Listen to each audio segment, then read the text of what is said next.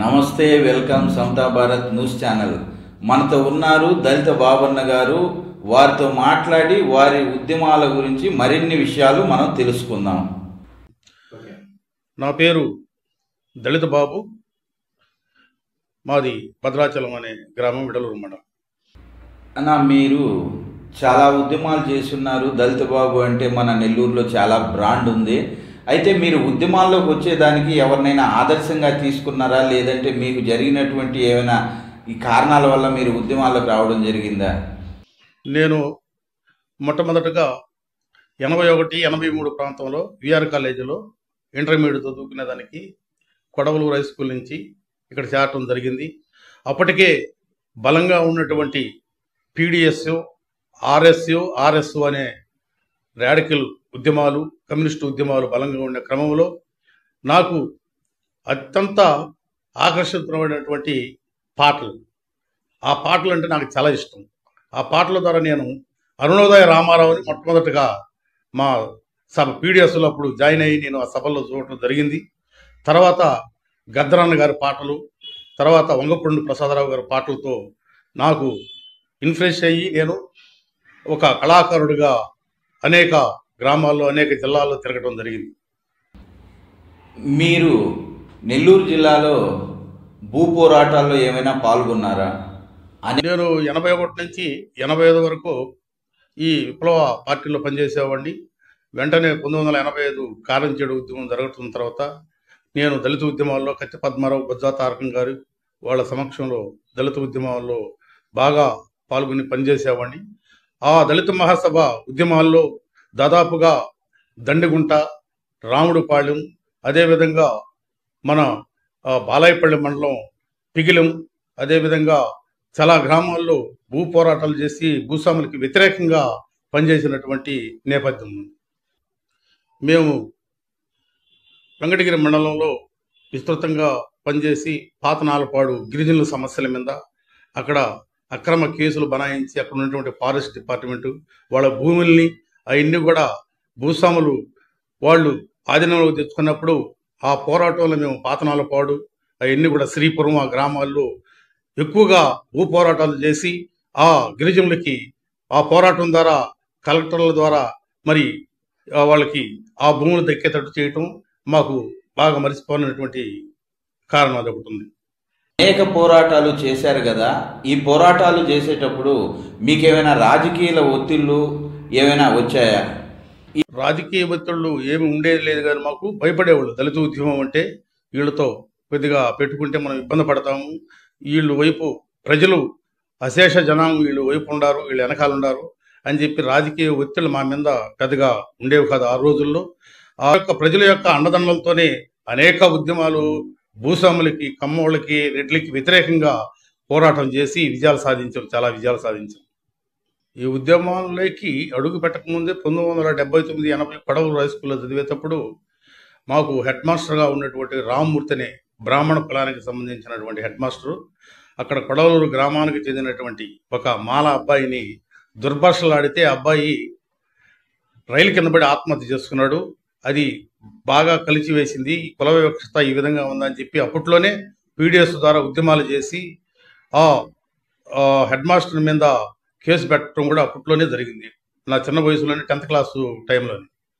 ఇటీవల ఎస్సీ వర్గీకరణకు వ్యతిరేకంగా చాలామంది పోరాటాలు చేస్తున్నారు. అయితే మీరు ఎస్సీ వర్గీకరణకు వ్యతిరేకంగా ఏమైనా పోరాటాల్లో పాల్గొన్నారా? ఈ ఎస్సీ వర్గీకరణ అనేది ఐక్యంగా ఉన్నటువంటి మాలమాదికల్ని విభజించేదానికి ఆర్ఎస్ఎస్, బీజేపీ భావజాలం కలిగినటువంటి నరేంద్ర మోడీ గారు, ఆర్ఎస్ఎస్ వాళ్ళు 2009లో బహుజన సమాజ్ పార్టీ ఉధృతంగా ఏర్పడి లక్షలాది మంది కాన్షీరామ్ సభకి వచ్చేసినటువంటి జనసందోహాన్ని చూసి అక్కడే కుట్ర పన్నేరు ఇక్కడ ఉన్నటువంటి రాష్ట్రంలో ఉన్నటువంటి రెడ్లు, కమ్మవాళ్ళు.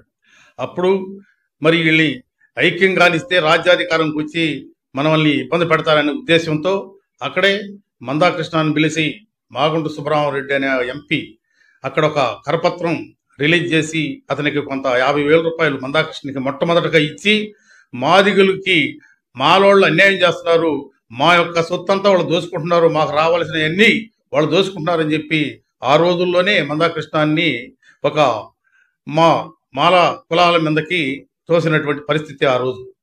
అయితే నేను చెప్పేది ఏంటంటే, ఈరోజు ఉత్తరాది రాష్ట్రాల్లో బలంగా మాదిగలు ఉన్నారు. మాదిగలు ఉన్నటువంటి ఉత్తరాది రాష్ట్రాల్లో ఎస్సీ వర్గీకరణని ఈరోజు వ్యతిరేకిస్తూ ఉన్నారు. అక్కడ ఉన్నటువంటి మాదిగ సోదరులు, ఎక్కువ మాదిగ సోదరులంతా కూడా ఈ ఎస్సీ వర్గీకరణని వ్యతిరేకిస్తున్నారు. అదే ఈ నరేంద్ర మోడీ బీజేపీ పార్టీ ఆ రాష్ట్రాల్లో ఉంది కదా, అక్కడ ఎందుకు ఈ వర్గీకరణ చేయకూడదు? ఆయన అధికారంలో ఉన్నటువంటి బీజేపీ అధికారంలో ఉన్నటువంటి రాష్ట్రాల్లో వర్గీకరణ ఎందుకు చేయకూడదు అంటే, దక్షిణాది రాష్ట్రాల్లో ఆర్ఎస్ఎస్ బీజేపీకి ఇక్కడ పట్టు లేదు కాబట్టి ఈ రాష్ట్రాలను కూడా హస్తగతం చేసుకునే దానికి మరి మందాకృష్ణ రూపంలో ఒక మనువాదులు పన్నిన కుట్రలో మరి మందాకృష్ణ మాదిగ గారు బలిపసివై ఈరోజు విభజించు పాలించనే విధానాన్ని తీసుకొచ్చి మాలలు మాదిగల మధ్య చిచ్చుబెట్టి ఈరోజు ఒకరొకరు ఎదురుపడిచి చూసుకునేటువంటి పరిస్థితి కూడా లేదు, మాట్లాడుకునే పరిస్థితి కూడా లేకుండా చేసినటువంటి మందాకృష్ణ ఈరోజు మాలోళ్ళు మా సొత్తు దోసుకుంటున్నారు, వీళ్ళు మనువాదులు అంటున్నారు. ఎవరు మనువాదులు ఈరోజు అర్థమవుతా ఉంది. ఆర్ఎస్ఎస్ బీజేపీ అంటే మనువాదు పార్టీలు. ఆ పార్టీలకి నువ్వు ఓట్లేసి నీ జాతినంతా కూడా, మాదిగ జాతినంతా కూడా తెలంగాణ రాష్ట్రంలో ఓట్లు వేయించి నువ్వు చేసినటువంటి పరిస్థితి నువ్వా మనువాదు లేదా మాలోళ్ళ మనువాదులు అని నేను ఈరోజు ప్రశ్నిస్తా ఉన్నాను.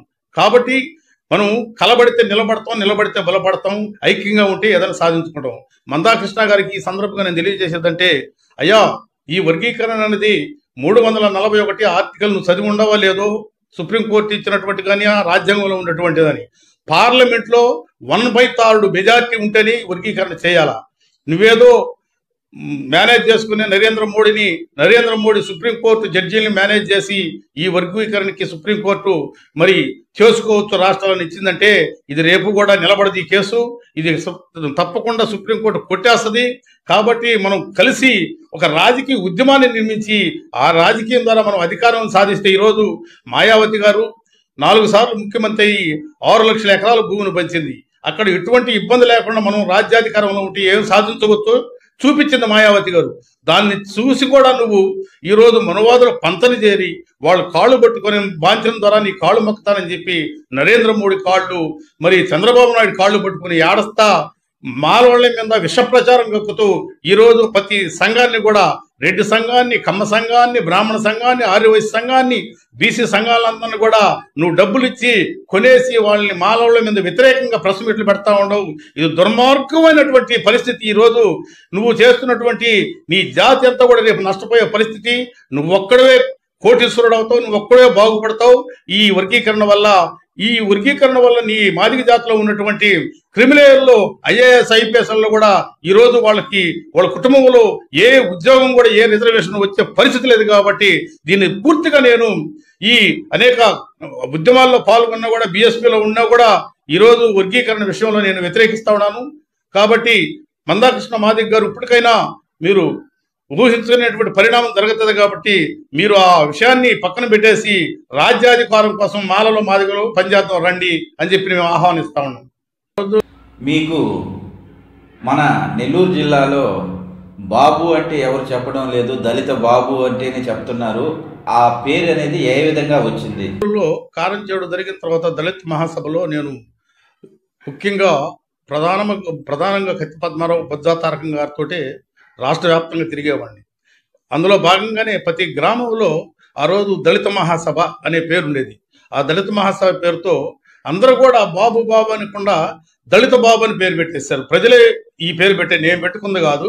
ఇక్కడ ఉన్నటువంటి దళిత ప్రజానీకం నా పేరుని బాబుకి ముందుగా దళిత బాబు అని వాళ్ళే ప్రజలే పెట్టారు.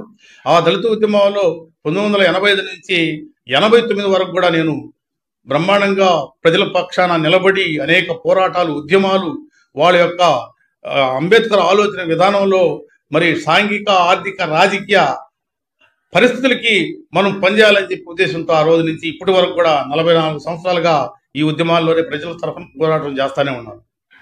మీరు గ్రామాల్లోకి వెళ్ళినప్పుడు మీరు ప్రజలను మీ యొక్క పాటలతో మంచి ప్రభావితం చేస్తారనే ఒక అలజడి కూడా మీ మీద ఉంది.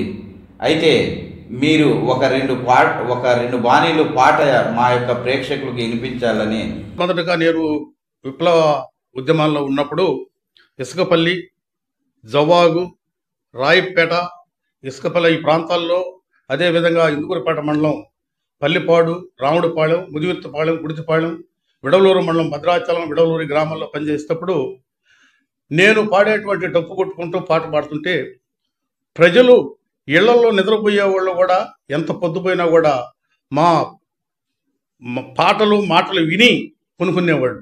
ఆ రోజుల్లో నేను పాడుతుంటే మొట్టమొదటిగా మహిళలు ఎక్కువ ఆదరించేవాడు.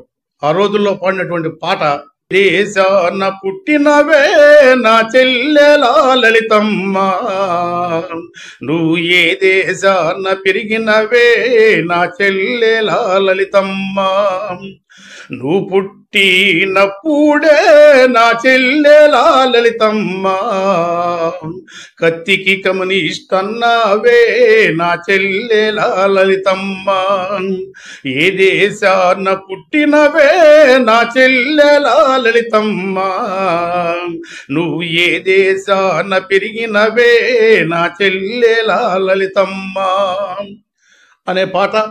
అదేవిధంగా ఎక్కువ మరి మహిళల్ని చైతన్యం చేసే, ప్రభావితం చేసే పాటలు ఎక్కువ మహిళల వైపు నుంచే నేను ఎక్కువ పాడేది. ఎందుకంటే ఆ రోజుల్లో మేము సగవరాత్రుల దాకా ఎంతో మేము ప్రయాసాలు పూర్తి ఆ గ్రామాల్లో నడుచుకుంటూ పోయి చేసినప్పుడు నిద్రలేసి పాము ప్రజలు మమ్మల్ని ఆదరించేవాళ్ళు.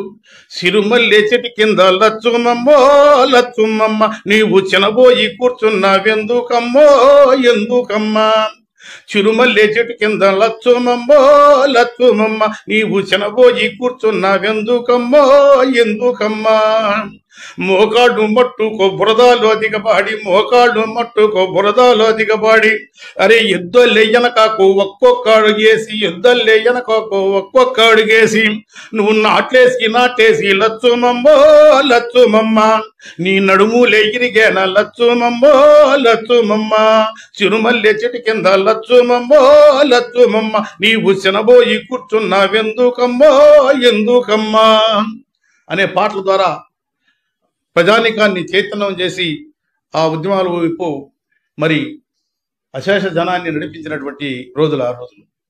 అదేవిధంగా నేను విఆర్ కాలేజీలో 81, 83 ప్రాంతంలో ఇంటర్మీడియట్ చదివేటప్పుడు కూడా విప్లవ పాటలు పాడి అన్ని కాలేజీలో నాకు ఫస్ట్ ప్రైజ్ వచ్చేది. మరి వేణుగోపాల స్వామి కాలేజీలో అయితే, మీ విద్వాన్ కాలేజీలో అయితే, ఏ కాలేజీలో కూడా నేను సింగిల్ పాట పాడినా, గ్రూప్ పాట పాడినా కూడా ఆ రోజు మాకు నెహ్రూ మ్యాన్షన్లో బొల్లారెడ్డి అని వార్డు ఉండేవాడు. ఆయన ద్వారా మనకు ఈ విప్లవ పాటలకే మాకు ఎక్కువ ఫస్ట్ ప్రైజులు వచ్చేది. ఆ ఫస్ట్ ప్రైజులో ఏడ్వబో కంబ నువ్వు తోడ్వబో కంబ, ఏడ్వబో కంబ నువ్వు తోడ్వబో కంబ, సల్లంగ దీవించి నన్ను సాగనంపమ్మ, సల్లంగ దీవించి నన్ను సాగనంపమ్మ, కట్టుబట్టలేడి కడుపార తిండి లేడి, కట్టుబట్టలేడి కడుపార తిండి లేడి, కష్టజీవుల కొరకు నేను వెళ్ళిపోతానమ్మా, కష్టజీవుల కొరకు నేను కదలిపోతానమ్మా. ఈ పాటకు కూడా విఆర్ కాలేజీలో ఫస్ట్ ప్రైజ్ నాకు వచ్చేది. అదేవిధంగా గ్రూప్ పాటలకు కూడా అదేవిధంగా ఆ రోజుల్లో అన్ని ఫస్ట్ ప్రైజులు అంటే పలానా బాబు అని చెప్పి నాకు వచ్చే ఆ పాటలన్నీ కూడా. మీరు రాసినటువంటి పాటలు ఏమైనా ఉన్నాయా? అంబేద్కర్ గారి మీద నేను సొంతగా రాసి పాడినటువంటి పాట, ఓ పేదల పెన్నిది రారా,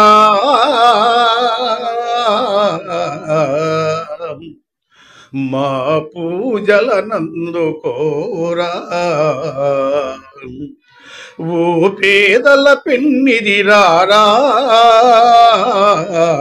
మా పూజల నందుకోరా,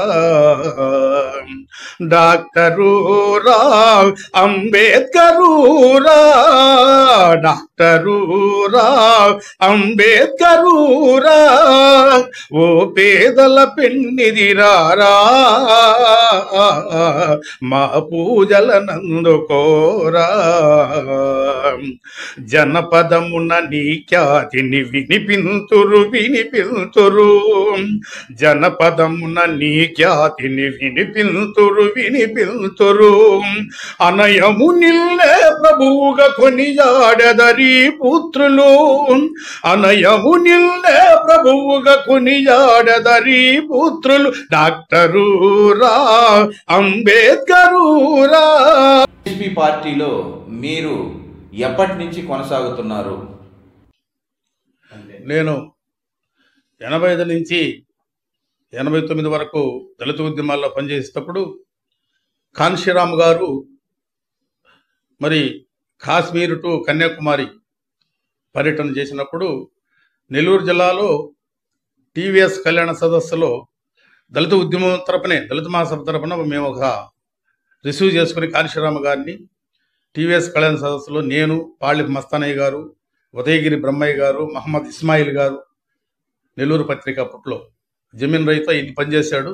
ఇస్మాయిల్ గారు మేమంతా కూడా ఆయన ఆహ్వానించి ఆయన స్పీచ్ అన్న తర్వాత మనకు రాజకీయ పార్టీ అవసరం, ఎందుకంటే ఎన్ని ఉద్యమాలు చేసినా ఎన్ని పోరాటాలు చేసినా రాజకీయ నాయకులు పోలీసుల ద్వారా మిలిటరీ ద్వారా అణచివేస్తున్నారు కాబట్టి మనమే రాజ్యాన్ని వెళితే మన జాతి ప్రయోజనాలు అన్నీ కూడా మనం తీర్చొచ్చనే ఉద్దేశంతో 1985లో 85 నుంచి 89 వరకు పనిచేసినటువంటి దళిత ఉద్యమాన్ని పక్కన పెట్టి 89లో బహుజన సమాజ్ పార్టీలో తీసుకురావడం జరిగింది.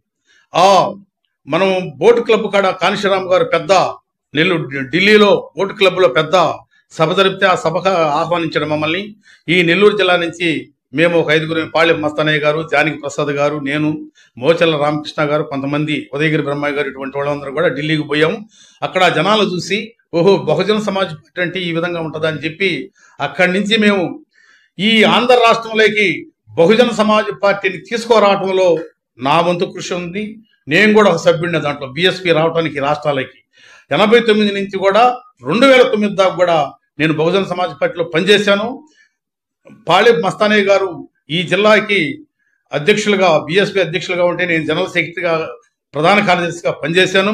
2004లో కోవూరు నియోజకవర్గంలో నేను బహుజన సమాజ్ పార్టీ ఎమ్మెల్యేగా బీఫారం తీసుకుని ఏనుగు గుర్తుతో ఆ రోజుల్లో పోటీ చేయడం జరిగింది. పోటీ చేసినప్పుడు దాదాపు నాకు 2000 చిల్లర, ఆ రోజుల్లోనే 2004లో 2000 చిల్లర ఓట్లు సాధించిన వల్ల ఇప్పుడున్నటువంటి మాజీ మంత్రిగా ఉన్నటువంటి నల్లరెడ్డి ప్రసన్న కుమార్ రెడ్డి ఆ రోజు తెలుగుదేశం పార్టీ అభ్యర్థిగా పోటీ చేస్తే మన పోలంరెడ్డి శ్రీనివాసరెడ్డి కాంగ్రెస్ టికెట్ తెచ్చుకొని 243 ఓట్లతో ఓడిపోవడం జరిగింది నల్లపరెడ్డి ప్రసన్న కుమార్ రెడ్డి గారు.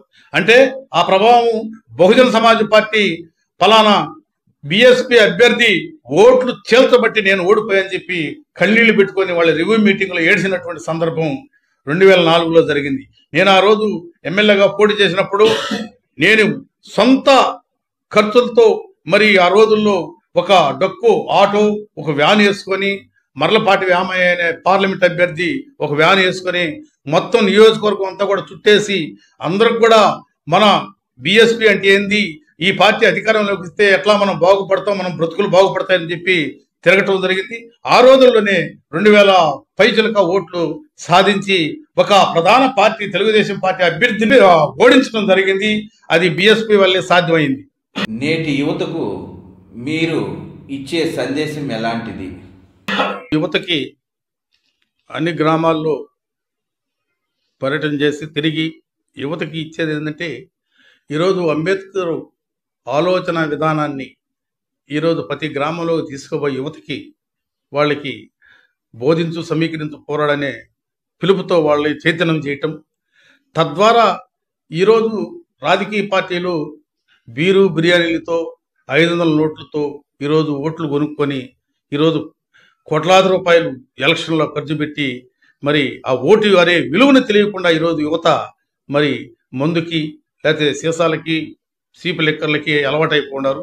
ఆ యువతకి ఈరోజు నువ్వు వేసుకున్నటువంటి ప్యాంటు, నువ్వు వేసుకున్నటువంటి చొక్కా, నువ్వు చదువుకున్నటువంటి స్కూలు, నువ్వు చేస్తున్నటువంటి ఉద్యోగం ఇవన్నీ కూడా మన పరమ పూజ్య బాబాసాహెబ్ అంబేద్కర్ రాజ్యాంగంలో పొందుపరిచినటువంటి రిజర్వేషన్ వల్ల ఈరోజు గ్రామాల్లో నువ్వు బ్రహ్మాండంగా బతుకుతున్నావు. ఈరోజు అనేక గ్రామాల్లో ఇప్పటికీ కుల వివక్షత ఉంది, 2 గ్లాసుల విధానం కూడా ఉంది. మరి చెప్పులు వేసుకొని ఆ రోజుల్లో మూతికి ముంత ముడ్డికి ఆకు మరి మళ్ళా గంట ఆ పరిస్థితులు కూడా యువతకి వివరించి వాడిని పెడదావు పట్టకుండా సక్రమ మార్గంలో నడిచేదానికి ఈరోజు రాజకీయాలకి ప్రతి రాజకీయ పార్టీలు 15% ఉన్నటువంటి రాజకీయ పార్టీలకి మనం 80% ఉన్నటువంటి యువతగానే మన ప్రజలంతా కూడా ఓట్లేసి వాళ్ళని గెలిపించి ఈరోజు ప్రధానమంత్రులు, ముఖ్యమంత్రులు, ఎమ్మెల్యేలు, ఎంపీలు, మంత్రులు చేస్తా ఉన్నాం. అదేవిధంగా మనం ఒక రాజకీయ శక్తిగా ఈరోజు మనం అందరం కూడా కలిసి యువత ముందుకు వచ్చి ఈ రాజకీయ ఉద్యమాన్ని ముందుకు తీసుకుపోయేది బీఎస్పీ కావచ్చు, లేదా విసికే పార్టీ కావచ్చు, లేకపోతే రిపబ్లికన్ పార్టీ కావచ్చు, ఇంకో పార్టీ కావచ్చు.